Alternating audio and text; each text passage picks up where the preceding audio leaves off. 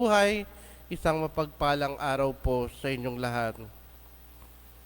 The Lord said in the Gospel, "Take care to guard against all greed, for though one may be rich, one's life does not consist of possession." And after that, Jesus gave us the parable of the rich fool. One may be wealthy, but his possession does not guarantee him life. Jesus in today's gospel, let us not be misled, that Jesus is not against wealth or money, because even these things are not evil in themselves. It is our way of using it. It is our approach that sometimes these things end up as evil. But Jesus is very clear in today's gospel, warns us to avoid greed, avoid possessing things that we do not need. Sometimes in possessing, in accumulating, one become rich. But not all possessions or accumulations lead us to that real richness.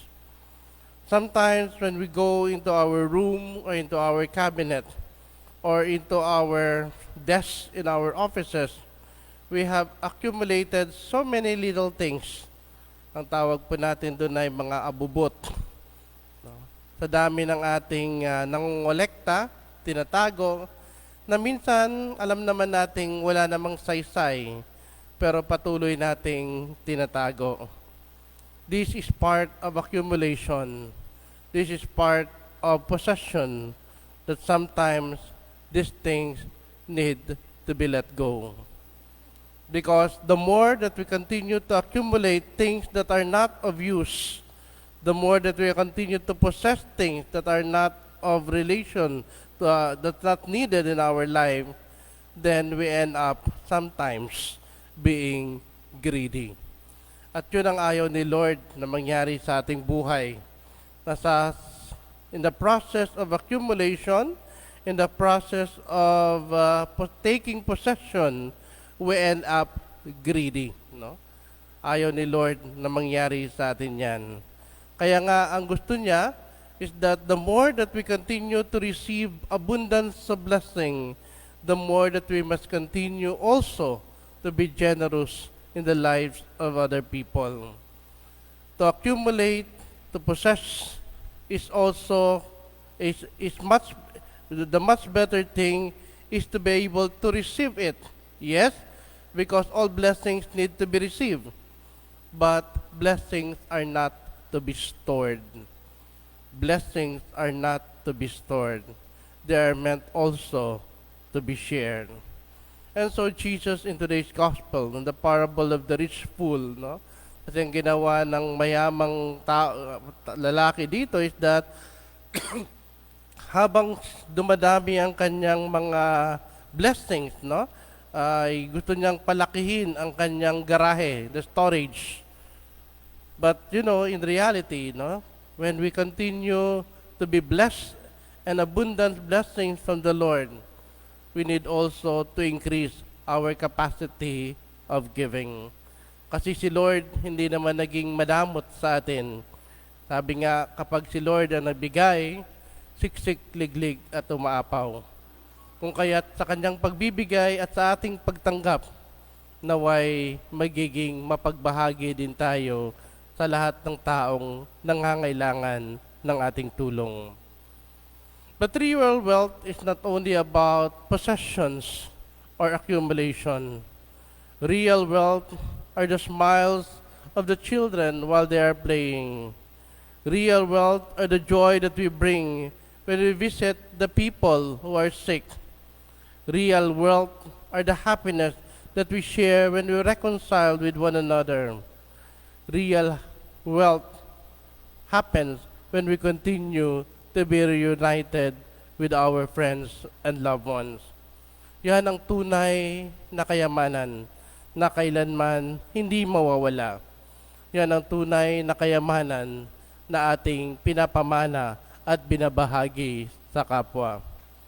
And that is why the Lord also reminds us that these real wealth or riches are the things that we do more than the things that we accumulate.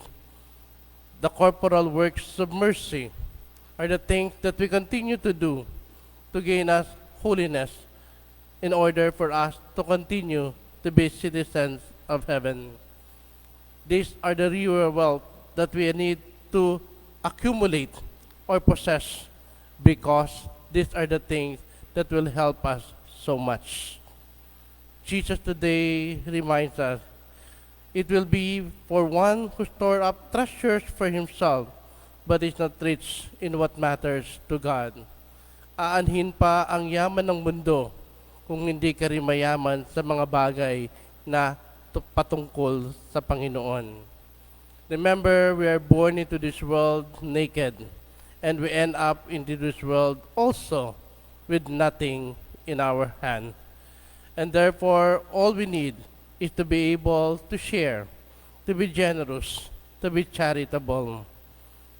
All we need is to continue to go beyond the petty things that we continue to accumulate in our life. All we need is to transcend them to the Lord. Maraming mga bagay o maliliit na bagay na nagiging preoccupation natin sa mundong ibabaw, na minsan nagiging sagabal sa ating pakikisalamuha at pakikitungo sa Panginoon. Let us continue to transcend. Let us continue to detach our things with the petty things that are not needed in our life.